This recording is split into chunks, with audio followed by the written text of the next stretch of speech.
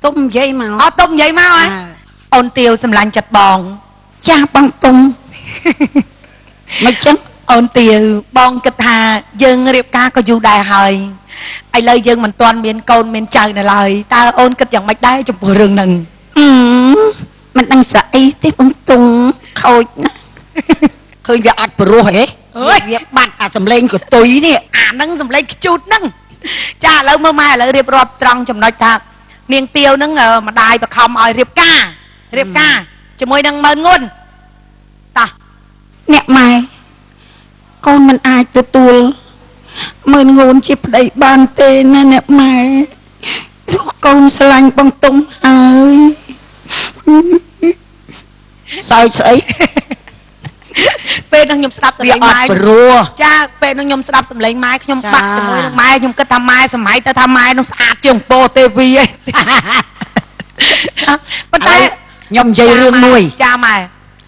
អាហ្នឹងសុំទោសចាណែខ្ញុំមកនៅវិទ្យុចាវិទ្យុជាតិហ្នឹងណាចាដោយអគ្គនាយកវិទ្យុមិនលោកវ៉ាន់ស៊ុនហេងចា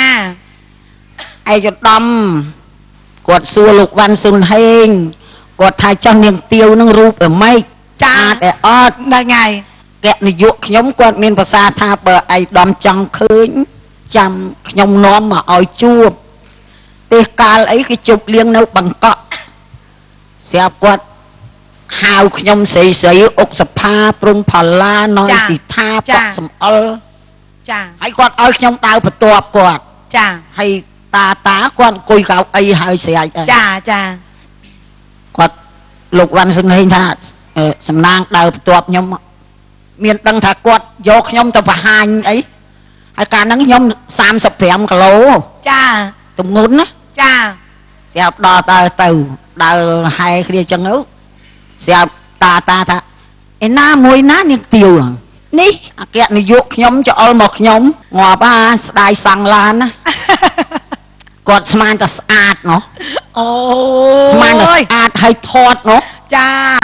ចុះដៃដូចអាដេញដងវែកហ្នឹងអញ្ចឹងមកថាហ្នឹងម៉ែ35គីឡូចាហើយបើគាត់ស្ដាយសង់អញ្ចឹងវាមួយយ៉ាងដែរគាត់ជិលជីឡានទៅហើយម៉ែនឹងអ្នកមីងណយស៊ីថាបងប្អូនបកើតមែនទេម៉ែចាប្អូនពៅខ្ញុំអូនពៅចុះគាត់នៅណាឥឡូវនៅក្បែរគ្នានឹងដែរប៉ុន្តែគាត់នៅខាងវិទ្យុដែរចឹងអូខ្ញុំមកនៅខាងនាយកដ្ឋានមើលមានអ្នកណាខ្លះសេរីម៉ែមានអ្នកមីងប៉ក់សំអល់អ្នកមីងព្រំផល្លាអុកសុផាអ្នកម៉ែអុកសុផាសុកសុភាពចាអ្នកមីងសុកសុភាពស្រុនសុកហេងអ្នកមីងស្រុនសុកហេងចាហើយនឹងអ្នកម៉ែផ្ទាល់ចាហ្នឹងដល់ពេលមីងយ៉យសេរីមកតាមទៀតចាមកក្រោយទៀតចាប៉ុន្តែដោយឡែកតែអ្នកម៉ែណយសំណាងគាត់គឺជាសិល្បៈជើងចាស់ដែលមានគេហៅថាមានទេពកោសល្យច្រើនបែបចាល្ខោនភាសាក៏បានអាយ៉ៃក៏បានចកេក៏បានហើយរឿងល្ខោននិយាយនោះក៏ម៉ែសម្ដែងបានទៀតតែមិនមែនសម្ដែងជាសាច់រឿងជារបៀបថតភាពយន្តឥឡូវណាចាគឺសម្ដែងជារបៀបបញ្ចេញសម្លេងនៅតាមវិទ្យុចាបើសិនជាឮតែសម្លេងគាត់កាលនោះខ្ញុំដូចជាចង់ស្រាវជ្រាវរបស់អញ្ចឹងមកដែរបើសិនជាបានមកល្អមែនតើចាខ្ញុំចង់បង្ហោះ Facebook ទៅដើម្បីឲ្យបងប្អូនប្រជាពលរដ្ឋយើងគាត់បានស្ដាប់ថានេះសម្លេងអ្នកមីងណយសំណាងកាលពីអាយុប៉ុណ្ណេះនៅក្នុងរឿងនេះប្រងការជំនាន់នោះគឺយើងអត់មានទូរទស្សន៍ទេមានទូរទស្សន៍ជាតិនឹងម្ដងមើលឃើញម្ដងអត់មើលឃើញមានតែវិទ្យុចាមានតែវិទ្យុជាតិ